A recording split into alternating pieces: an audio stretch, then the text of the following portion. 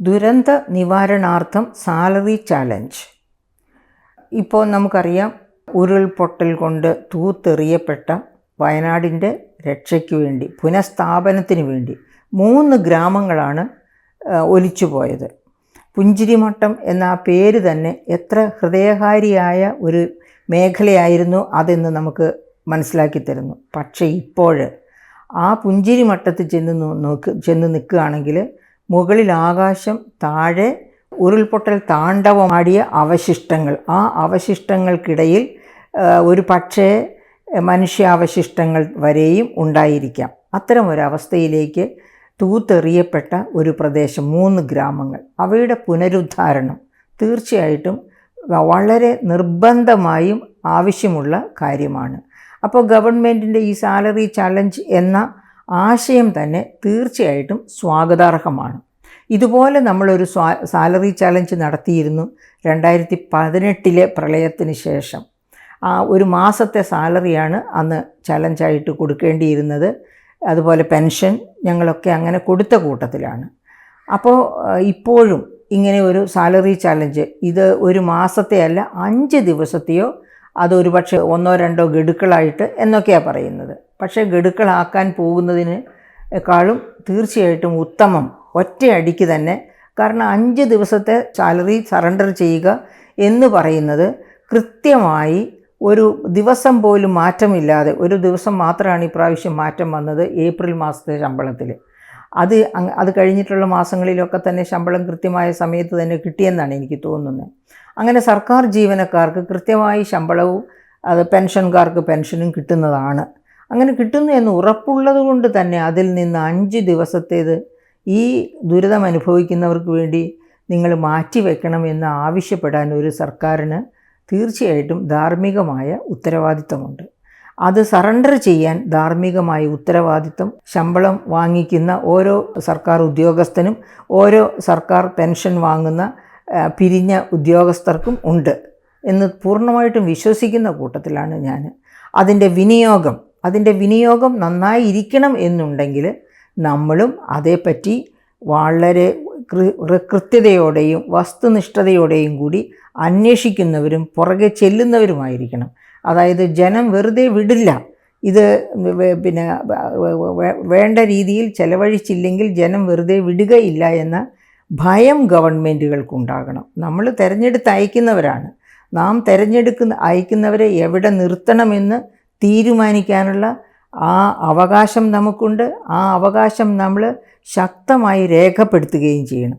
അങ്ങനെ രേഖപ്പെടുത്തുമെന്നുണ്ടെങ്കിൽ ഒരു പ്രാവശ്യം ഫണ്ട് മിസ്യൂസ് ചെയ്താൽ അടുത്ത തവണ ഭരണത്തിലേക്കില്ല എന്ന ഒരു ചൂണ്ടുപലക ഭരണം കൊണ്ട് ഇലക്ഷൻ കാലത്ത് നാം കൊടുത്തു കഴിഞ്ഞാൽ പിന്നീട് അങ്ങനെയുള്ള ഫണ്ട് മിസ്യൂസ് ഒന്നും ചെയ്യാൻ സാധാരണ രീതിയിൽ ഗവൺമെൻറ്റ്സ് ധൈര്യപ്പെടുകയില്ല. അപ്പോൾ ഇവിടെ നമുക്ക് എന്താണ് ദുരന്ത നിവാരണത്തെപ്പറ്റി നമുക്ക് പറയാനുള്ളത്? എങ്ങനെയാണ് അവരെ 5 ദിവസത്തെ സാലറി ചലഞ്ച് കൊണ്ട് കാര്യമായ വലിയൊരു വരുമാനമൊന്നും നമുക്ക് പ്രതീക്ഷിക്കാൻ വയ്യ.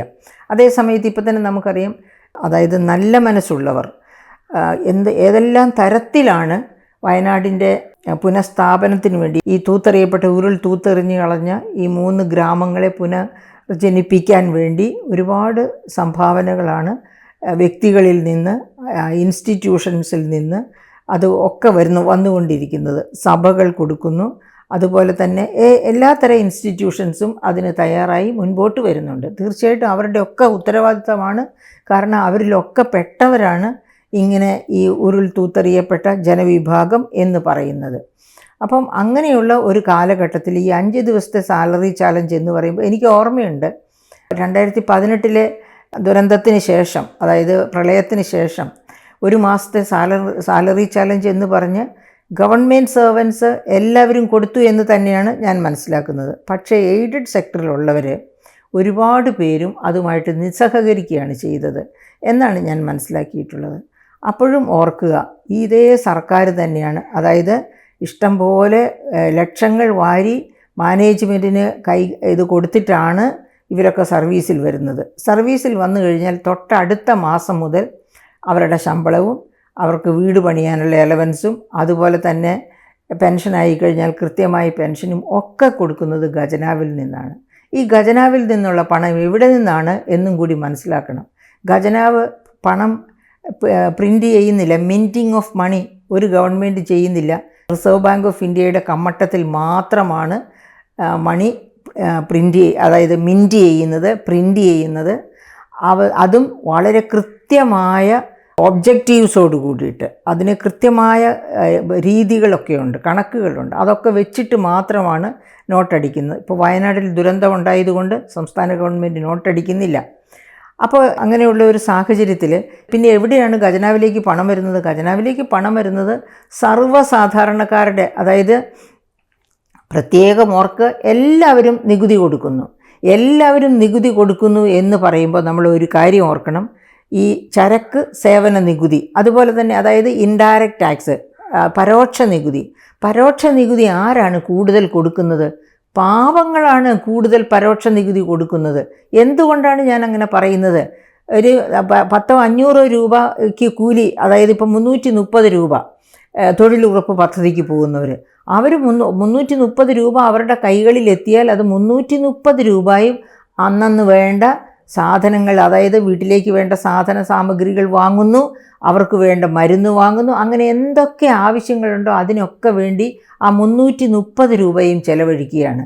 അതേ സമയത്ത് ഒരു സർക്കാർ കോളേജിലെയോ എയ്ഡഡ് സെക്ടർ കോളേജിലെയോ ഒരു അധ്യാപകൻ അല്ലെങ്കിൽ അധ്യാപിക, അവർക്ക് ഒരു ദിവസം കിട്ടുന്ന ശമ്പളത്തിൻ്റെ 50% പോലും ഇതുപോലെ നിത്യോപയോഗ സാധനങ്ങൾക്ക് വേണ്ടി ചെലവഴിക്കേണ്ടി വരുന്നില്ല. 25% പോലും ചെലവഴിക്കേണ്ടി വരുന്നില്ല അവർ. അപ്പോൾ അവർ 25%-ൻ്റെ പേരിൽ ഈ പരോക്ഷ നികുതി കൊടുക്കുന്നുള്ളൂ. അതേ സമയത്ത് പാവപ്പെട്ടവർ അവർക്ക് കിട്ടുന്ന മുഴുവൻ പൈസയ്ക്കും പരോക്ഷ നികുതി കൊടുക്കുകയാണ്. അതുപോലെ ഇപ്പം നമ്മളിവിടെ കൂലി 1200 രൂപ 1400 രൂപയുണ്ട് ഒരു ദിവസം ഒരു കളയലുകാരനോ അങ്ങനെയുള്ള കൂലിപ്പണിക്കാരനെന്ന് പറയുന്നു. അവരും അതെ, ആ പണം മുഴുവനും ആവശ്യങ്ങൾക്ക് വേണ്ടി ചെലവഴിക്കുകയാണ്. അതിൽ നിന്നൊന്നും അവർക്ക് കാര്യമായിട്ട് മിച്ചം പിടിക്കാൻ പറ്റുന്നില്ല. അപ്പോൾ അത്തരക്കാർ ഈ നിത്യവൃത്തിക്ക് വേണ്ടി ജോലി ചെയ്ത് ജീവിക്കുന്നവരാണ് കൂടുതൽ. അവരുടെ കയ്യിൽ കിട്ടുന്ന മുഴുവൻ പണവും ഇൻഡയറക്റ്റ് ടാക്സസ് കൊടുക്കുന്ന ഉൽപ്പന്നങ്ങളാണ് വാങ്ങുന്നത്. അങ്ങനെ ഇൻഡയറക്റ്റ് ടാക്സ് അവർ കൊടുക്കുന്നു. എന്ന് വെച്ചാൽ നമ്മുടെ ഖജനാവിലേക്ക് എത്തുന്ന നികുതി വരുമാനത്തിൻ്റെ സിംഹഭാഗവും ഈ പറയപ്പെട്ട middle income, lower middle income, ദരിദ്ര വിഭാഗങ്ങൾ കൊടുക്കുന്ന നികുതിയാണ് എന്ന് നമ്മൾ ഓർക്കണം. അപ്പോൾ എന്താണ് ഞാൻ ഉദ്ദേശിച്ചു വരുന്നത്? ഈ സാലറി നേരെ കൃത്യമായി ഗവൺമെൻറ്റിൻ്റെ ഖജനാവിൽ നിന്ന് ശമ്പളം വാങ്ങുന്നവർ, പെൻഷൻ വാങ്ങുന്നവർ, അത് ജനങ്ങൾ കൊടുക്കുന്ന നികുതി പണത്തിൽ നിന്നാണ് വാങ്ങുന്നത് എന്ന ധാരണ വച്ചു പുലർത്തണം. അങ്ങനെ ജനങ്ങൾ നൽകുന്ന നികുതി പണത്തിൽ നിന്നാണ് ഞങ്ങൾക്ക് കൃത്യമായി ശമ്പളവും പെൻഷനും ഒക്കെ കിട്ടുന്നത് എന്ന ധാരണ ഉണ്ടെങ്കിൽ തന്നെ ഈ സാലറി ചാലഞ്ച് ഒരു വലിയ ഭാരമായിട്ട് ആർക്കും തോന്നുകയില്ല. ഞാനതിനൊരു ഉദാഹരണം പറയാം നിങ്ങളുടെ മുൻപിൽ. ബിൽ ഗേറ്റ്സ് ലോകത്തിലെ ഏറ്റവും വലിയ ധനികനായി ഒരുപാട് വർഷങ്ങളിൽ തിരഞ്ഞെടുക്കപ്പെട്ട ആളാണ് ബിൽ ഗേറ്റ്സ്.